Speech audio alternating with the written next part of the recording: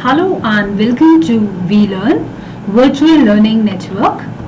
This is session number 2, cleaning agents and equipments of travel accommodation and transport services. Topics covered are introduction, cleaning agents, type of cleaning agents, solvents, detergents and soaps, abrasives, liquid cleaning agents, washing soda, soda bars, powders and flakes, window cleansers, acids and alkali, absorbents, paraffin oil and polishes, and cleaning equipments. So first of all, about the introduction, what is it all about? A professional and well-run housekeeping department is key to running a successful hotel operation. जैसा कि हमने session 1 में भी बात किया था कि housekeeping department एक बहुत इम्पोर्टेंट डिपार्टमेंट है ऑफ होटल, जहां पर सक्सेसफुल होटल रनिंग ऑपरेशन के लिए हाउसकीपिंग डिपार्टमेंट का होना बहुत जरूरी है.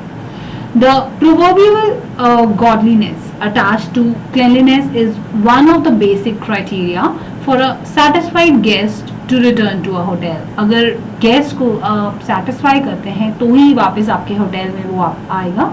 And the proverbial godliness attached to cleanliness is one of the basic criteria for that. Professional and well-running housekeeping department is key to running a successful hotel operation. Cleanliness is important for many reasons, not the least of which is the impact it has on guests as well as keeping long-term maintenance costs down. तो आप समझ सकते हैं कि cleanliness, safety, security ये 3 important aspects जो housekeeping department के अंदर आते हैं, तो इनका ध्यान रखना कितना ज़रूरी है. And it leads to the satisfied guest and they'll return back to the hotel only in the case if godliness attached to cleanliness is being taken care of. Cleanliness is important for many reasons, not the least of which is the impact it has on the guest, but also keeping long-term maintenance costs down. अगर हम long term में maintenance cost को नीचे लाना चाहते हैं, we want to keep them down, तो बहुत इंपॉर्टेंट एस्पेक्ट है, एक बहुत इंपॉर्टेंट रीजन है कि जिसकी वजह से हमें क्लीनलीनेस का ध्यान रखना चाहिए. Housekeeping staff have the most direct contact with the guest room and therefore they are the key to ensuring that the guest have a comfortable and pleasant stay. तो हम ये कह सकते हैं कि हाउसकीपिंग स्टाफ जो है वो मोस्ट डायरेक्ट कॉन्टैक्ट रहता है उनका गेस्ट रूम और therefore they are the key to ensure that the guest have a comfortable and pleasant stay. कि गेस्ट कितने कंफर्टेबल हैं, कितने प्लीजेंट स्टे में रह रहे हैं, कितने सेटिस्फाइड हैं, इसका ध्यान हाउसकीपिंग डिपार्टमेंट, हाउसकीपिंग स्टाफ के पास होता है.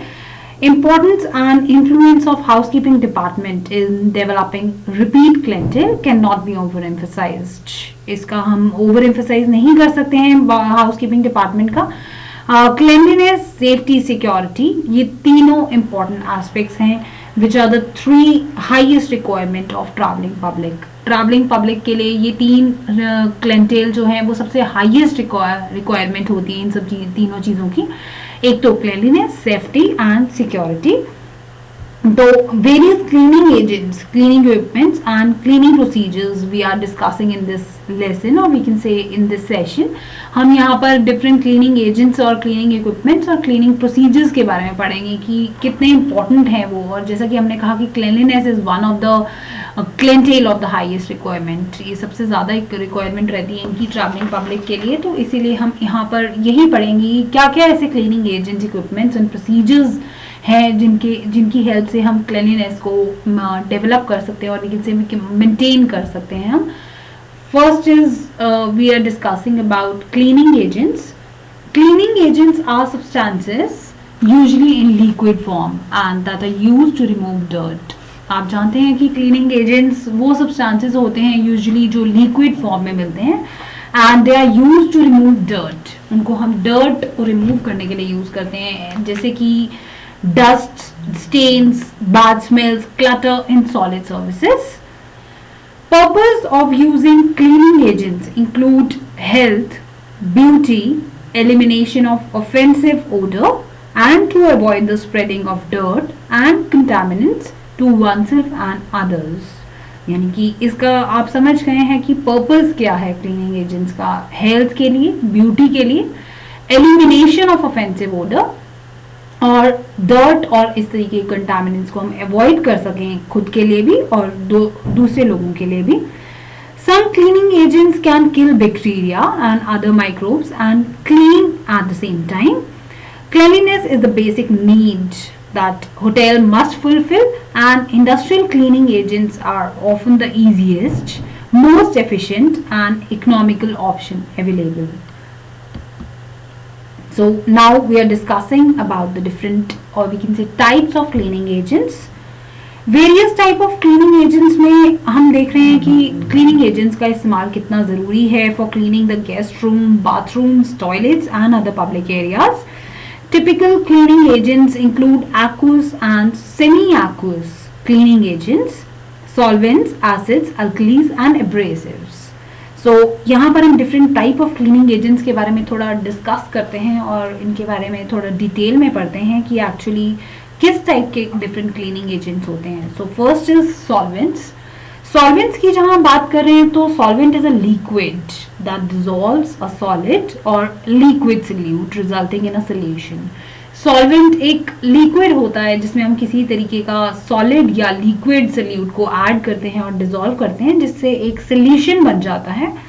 And most common solvent used in everyday life is water. आप जानते हैं कि सॉल्वेंट जिसके अंदर हम काफ़ी चीज़ें मिक्स करते हैं, डिसॉल्व करते हैं सॉलिड या लिक्विड फॉर्म में, वो आज सबसे ज़्यादा इंपॉर्टेंट एवरीडे लाइफ में जो यूज़ होता है वो वाटर ही है. And it is a simplest cleaning agent and some forms of dirt will be dissolve by it. तो ये सिंपलेस्ट क्लीनिंग एजेंट है जो ईजिली अवेलेबल हो जाता है एंड कुछ फॉर्म्स ऑफ डर्ट जो है वो इसमें ईजिली डिसॉल्व भी हो जाते हैं. सो वी कैन अंडरस्टैंड कि यहाँ पर सबसे कॉमन सॉल्वेंट और सबसे इंपॉर्टेंट सिंपलेस्ट क्लीनिंग एजेंट जो है हमारे लिए वाटर हो गया. And it is a simplest cleaning agent and the some forms of dirt can easily be dissolved by it, but normally unless it is used in conjunction with some other agents like detergents, water is not an effective cleaning agent in itself. But इसमें अगर हम कुछ solutes डाल देते हैं whether in the form of a solid or liquid solute, तो एक solution बन जाता है जिसकी हेल्प से हम इजीली डर्ट को रिमूव कर सकते हैं. Water is not an effective cleaning agent in itself. Precaution must be taken to change the water frequently when it gets dirty because I could leave a film of dirt instead of removing it. तो आप देख सकते हैं कि एक film आ जाती है instead of removing the dirt completely. तो वहाँ पर थोड़ा सा फिल्म ऑफ डर्ट आ जाती है. Warm water dissolves soap more readily than cold water. You know that कि वार्म वाटर में हम जल्दी इजीली मिक्स कर पाते हैं, डिसॉल्व कर पाते हैं इस तरीके के solvents. Hence it must be used to remove dirty soap lather. Caution must be taken that the water is soft as most detergents are ineffective with hard water.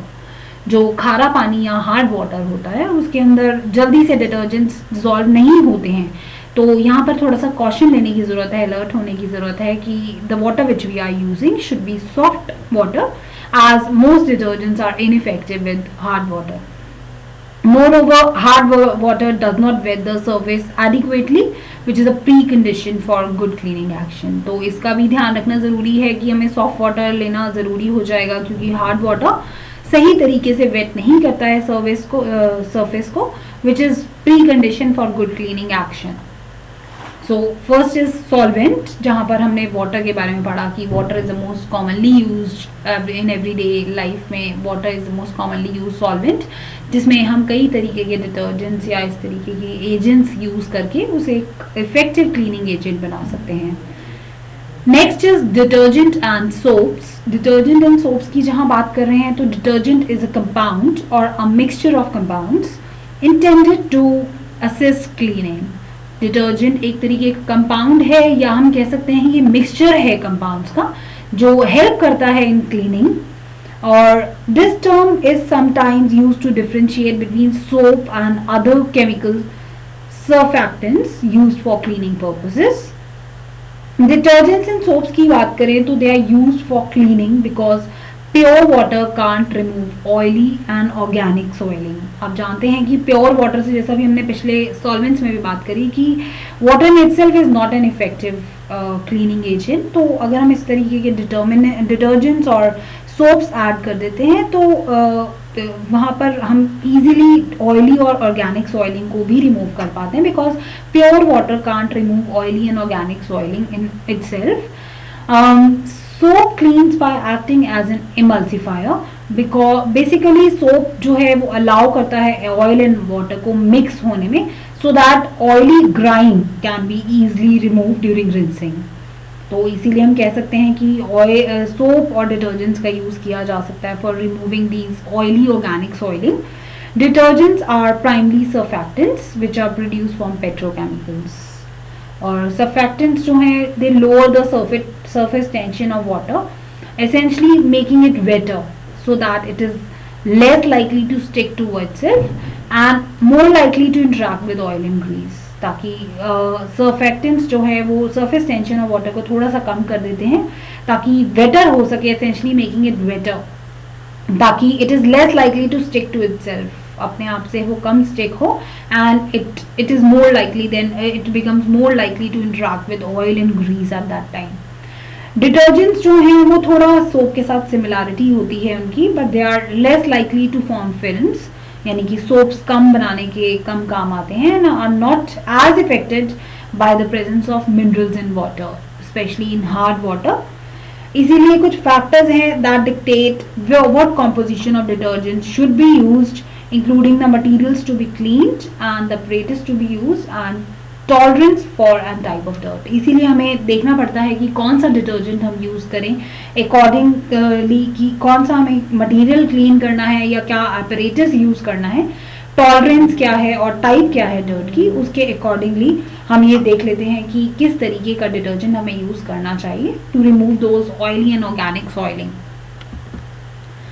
Now next type of cleaning agent is abrasives. Abrasives की बात करें तो abrasives जो हैं वो abrasive cleaners जो हैं they are generally use some kind of grit to boost their cleaning ability along with detergents, acids, alkalis and other compounds. Abrasive जो है इनमें से कुछ वो पाउडर फॉर्म में मिलेंगे आपको, some are in powder form while others are suspensions of abrasive in liquid। कुछ जो है आपको सस्पेंशंस में मिलेंगे लिक्विड फॉर्म में, वहीं कुछ आपको पाउडर फॉर्म में मिलेंगे।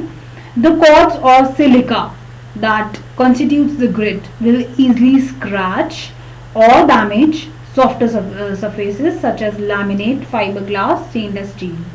तो अगर क्वार्ट्ज और सिलिका हो इस ग्रिट में, जो हमने बताया आपको कि एब्रेसिव क्लीनर्स में कुछ ग्रिट यूज किया जाता है, और अगर क्वार्ट्ज या सिलिका हो इस ग्रिट में तो ये इजीली स्क्रैच कर देता है या डैमेज कर देता है जो सॉफ्टर सर्फेसेस होते हैं, जैसे कि फाइबर ग्लास है या स्टेनलेस स्टील है। इस तरीके के सर्फेसेस को ये इजीली डैमेज कर देता है। Even on very hard surfaces जैसे कि पोर्सिलेन है, वो हमें थोड़ा सा यहाँ कॉशन लेना पड़ता है ताकि ये देखें कि इस तरीके कहीं ये डैमेज ना हो जाए। तो over time abrasives will dull and scratch the surfaces. ज़्यादा यूज़ करने से भी कई बार डल और स्क्रैच हो जाते हैं सर्विसेज। एब्रेसिव्स को हम डिफरेंट टाइप्स में क्लासीफाई कर सकते हैं।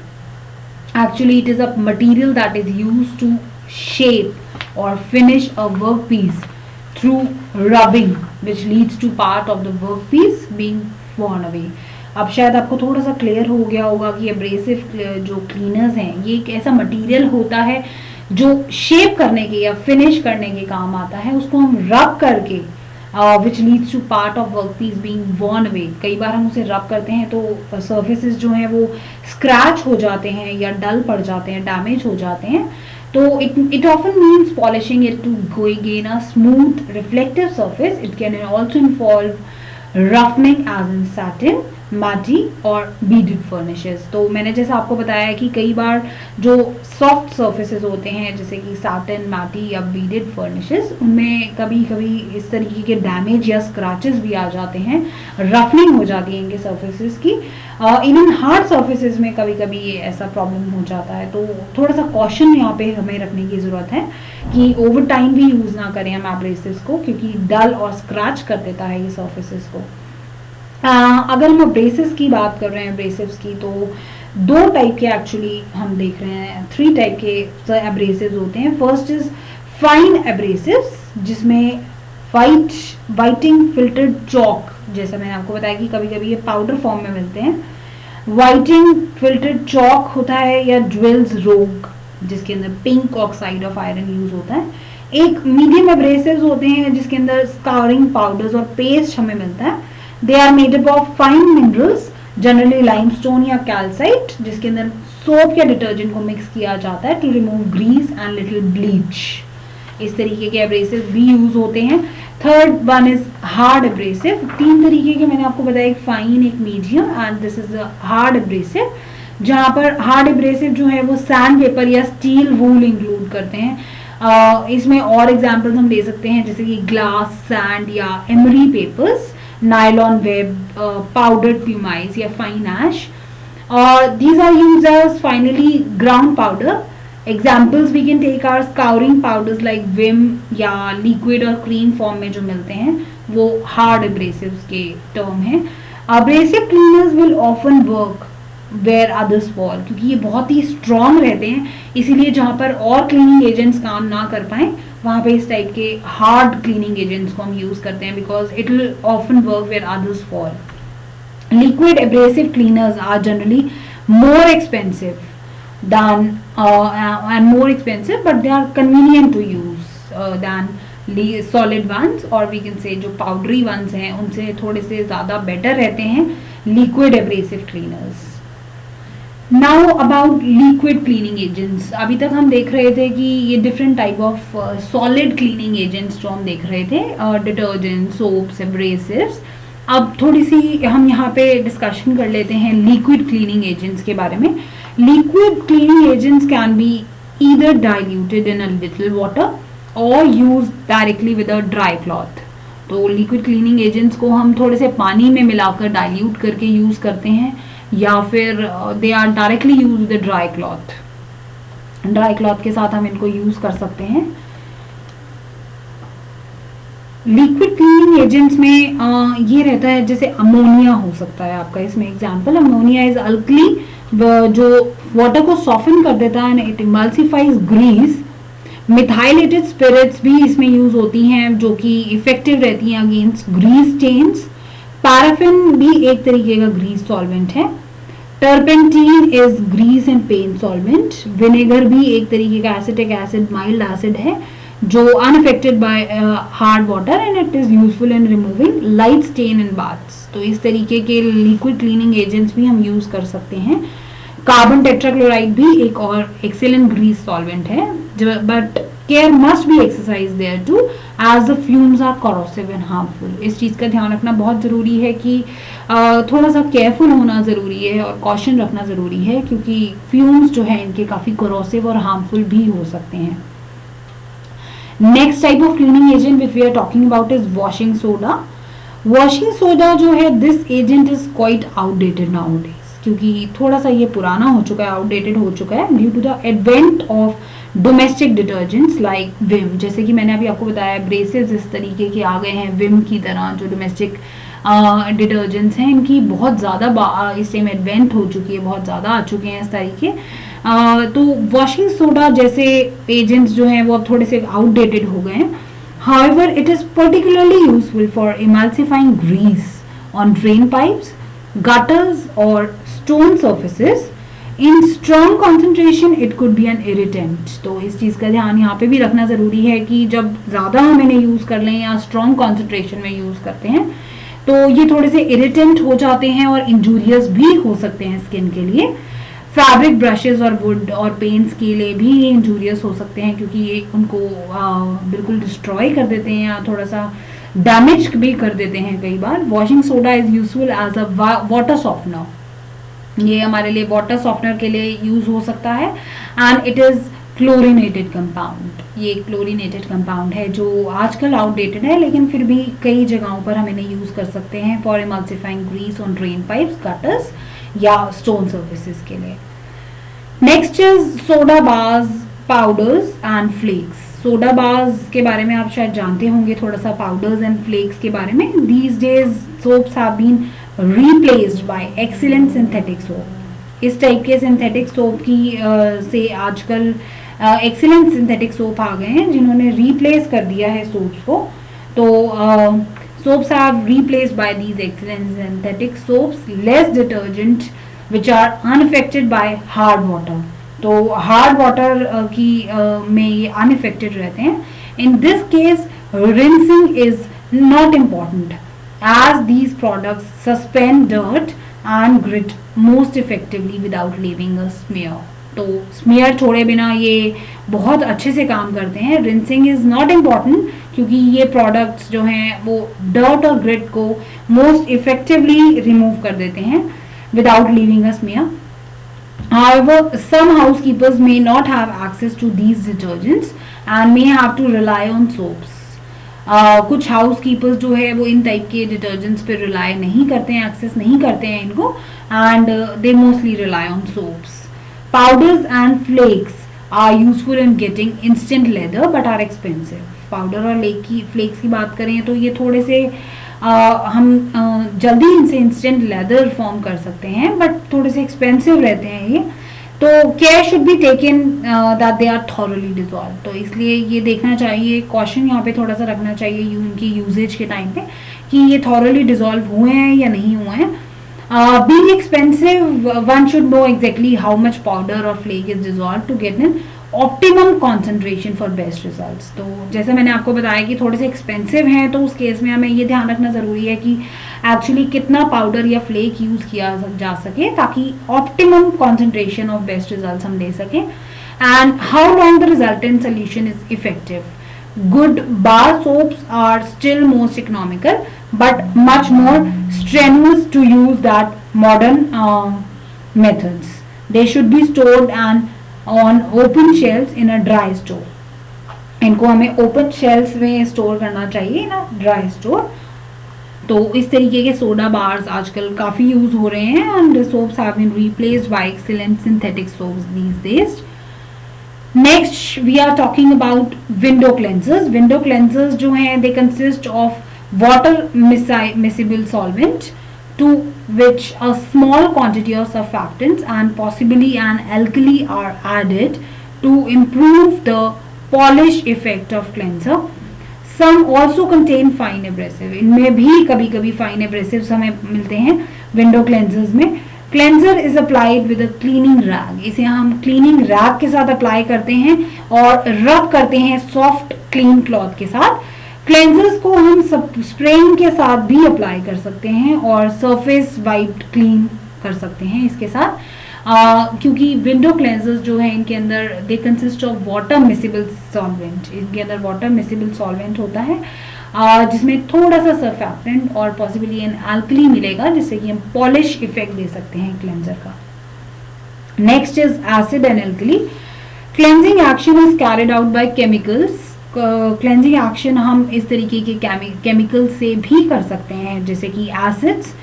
एसिड्स आप जानते हैं कि रिमूवल ऑफ मेटल स्टेन्स के लिए यूज होता है जैसे कि विनेगर है या लेमन है।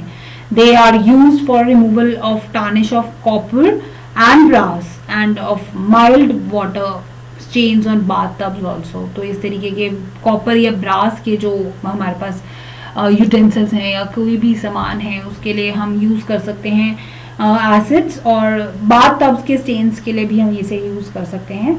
More resistant water stains may be removed with stronger acids such as oxalic acid और hydrochloric acid। तो इस तरीके के stronger acids जो हैं वो ज़्यादा resistant water stains को भी remove कर लेते हैं।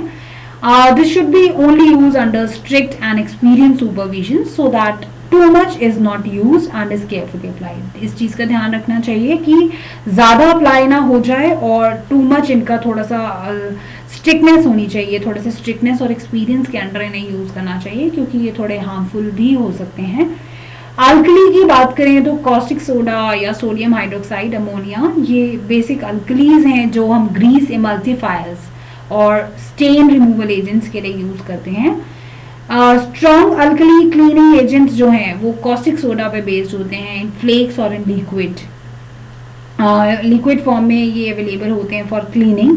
ब्लॉकेड ड्रेन्स के लिए या इस टाइप की इंडस्ट्रियल इक्विपमेंट्स के लिए हम इन्हें यूज़ करते हैं।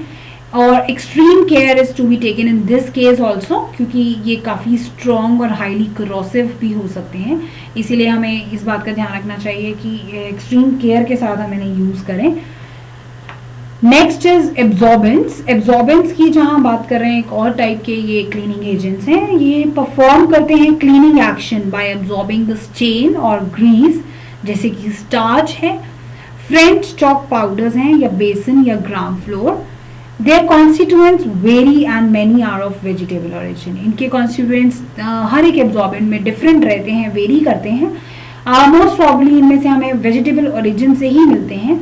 Unlike abrasives, they are not manufactured. Abrasive की तरह इन्हें मैन्युफैक्चर नहीं करते हैं। They are mostly from vegetable origin. They are mostly and they perform the cleaning agents by absorbing the stain or grease. तो इस तरीके के starch या French chalk powders हम use करते हैं by which perform the cleaning action, और ये stain या grease को absorb कर लेते हैं। Next type of cleaning agent is paraffin oil.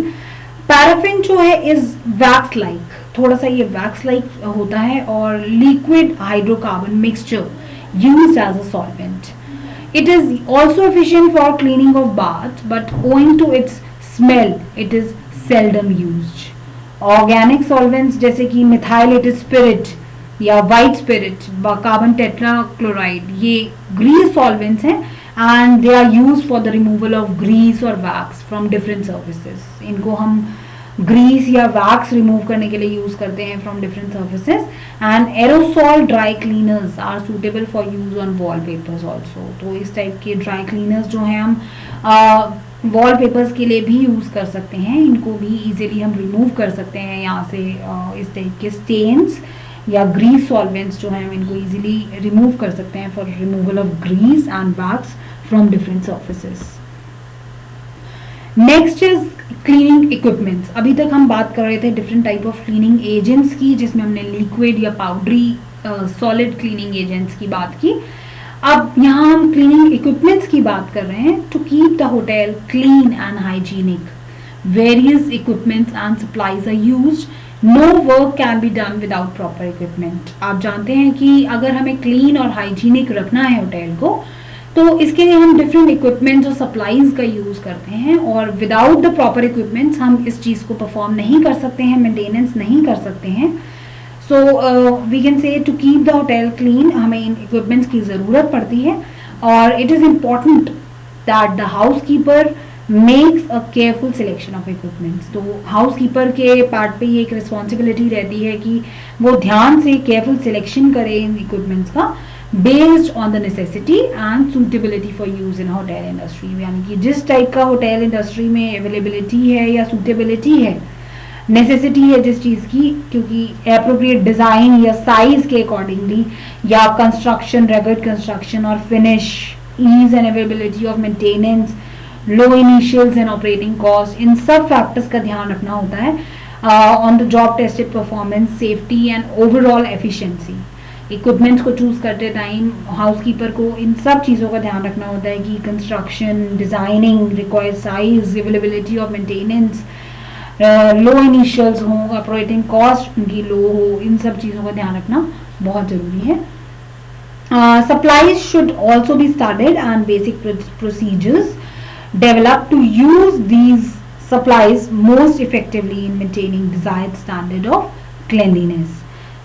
तो इन सब सप्लाईज और क्लीनिंग इक्विपमेंट्स को हमें थोड़ा सा प्रोसीजर के साथ इनको डेवलप करना होता है ताकि हम मेंटेन कर सकें जो डिज़ायर्ड स्टैंडर्ड है क्लीनिनेस का, उसको मेंटेन कर सकें। तो हाउस कीपिंग जो है वो आपने देखा कि house keeping property is broadly classified as either equipments या सप्लाईज। तो दो चीज़ों में हमने इनको कर दिया है क्लासिफाई, इक्विपमेंट्स और सप्लाईज में। आइटम्स क्लासिफाइड एज सप्लाईज, जिनको हम सप्लाईज के आइटम्स में ले रहे हैं, वो consumables and equipments is reusable. जो रीयूजेबल हो सकते हैं उनको हम सप्लाईज के केसेस में इनको इस कैटेगरी में डालते हैं। 10 फ्लोर मशीन्स, ब्रूम्स, मॉप्स, इनको हम इक्विपमेंट्स लेते हैं। वहीं क्लीनिंग एजेंट्स को हम सप्लाईज में लेते हैं। आप शायद क्लियर हो गया होगा कि हाउस कीपिंग में हम कैसे इनको दो पार्ट्स में क्लासीफाई कर रहे हैं। बेसिकली इक्विपमेंट्स और सप्लाईज में, इक्विपमेंट्स में हम फ्लोर मशीन्स, ब्रूम्स, मॉप्स लेते हैं, और सप्लाईज में हम क्लीनिंग एजेंट्स को, क्योंकि दीज आर रीयूज, इक्विपमेंट जो है वो रीयूजेबल है और सप्लाईज जो है वो कंज्यूमेबल होते हैं। And there are mainly two types of cleaning equipments, जैसे कि manual cleaning equipments and mechanical cleaning equipments, यानी कि मैनुअली जो हम काम करते हैं खुद by man power, mechanical through machines. तो दो टाइप के क्लीनिंग इक्विपमेंट्स हैं। क्लीनिंग इक्विपमेंट्स में जो रीयूजेबल हो सकते हैं, जैसे कि मैंने आपको बताया कि वैक्यूम क्लीनर, वैक्यूम मशीन्स हो गई, ब्रूम, मॉप्स, तो इनको भी हमने आगे दो टाइप्स में कर दिया है। एक मैनुअल क्लीनिंग जो with man power, mechanical cleaning equipments जो कि मशीन्स की हेल्प से काम किए जाते हैं। Now do it yourself for you. What are cleaning agents? Explain the different types of cleaning agents. मैंने आपको इसके बारे में बताया कि actually cleaning agents होते क्या हैं. They are substances which are used in liquid form or usually, और इन्हें हम dirt और dust जैसे stains, bad smell या clutter in solid surfaces, इनको remove करने के लिए use करते हैं. एंड पर्पज इनका ये रहता है ताकि हम हेल्थ, ब्यूटी और एलिमिनेशन ऑफ ऑफेंसिव ओडर और अवॉइड करें हम स्प्रेडिंग ऑफ डर्ट और contaminants to one self also and others also. कुछ जो है क्लीनिंग एजेंट्स वो बैक्टीरिया और अदर माइक्रोब्स को क्लीन करते हैं, kill, and they clean at the same time. और क्योंकि क्लेanलीनेस को हमने ये माना है कि it's a basic need that a hotel must fulfill, and industrial cleaning agents are often the easiest and most efficient and economical options available. तो इसीलिए क्लीनिंग एजेंट्स को ध्यान रखना बहुत ज़रूरी है। अब डिफरेंट टाइप्स में हमने पढ़ा कि कैसे लिक्विड में होते हैं और कुछ पाउडरी में भी मिलेंगे आपको, जिसमें हमने solvents, detergent, soaps, abrasives, liquid cleaning agents के बारे में, और washing soda, soda bars, powders, flakes, window cleansers, acids, alkalies, absorbents, paraffin oil के बारे में पढ़ा। तो इनको आप एक्सप्लेन कर सकते हैं जिनके बारे में मैंने आपको बताया अभी, ये डिफरेंट क्लीनिंग एजेंट्स के बारे में। And the next question is the cleaning equipment is divided in two types. जैसे कि मैंने आपको बताया कि क्लीनिंग इक्विपमेंट्स को हम दो टाइप्स में डिवाइड करते हैं। First is manual cleaning equipments and mechanical cleaning equipments. Equipments वो होते हैं, उन चीज़ों को हम हाउस कीपिंग प्रॉपर्टी में इक्विपमेंट्स में लेते हैं जो रीयूजेबल होते हैं, जैसे कि वैक्यूम मशीन्स जो होती हैं, ब्रूम्स, मॉप्स, फ्लोर मशीन्स। इनको आगे हम दो टाइप्स में डिवाइड कर देते हैं, मैनुअल क्लीनिंग एजेंट्स में और मैकेनिकल क्लीनिंग इक्विपमेंट्स में। मैनुअल से जैसा आपको समझ आ रहा है मैन पावर से जो यूज होते हैं, और मैकेनिकल में मशीन से यूज होते हैं। So I think now cleaning agents and cleaning equipments are more clear to you. So this is the end of this session. Thank you. Thanks a lot. Happy learning. We learning.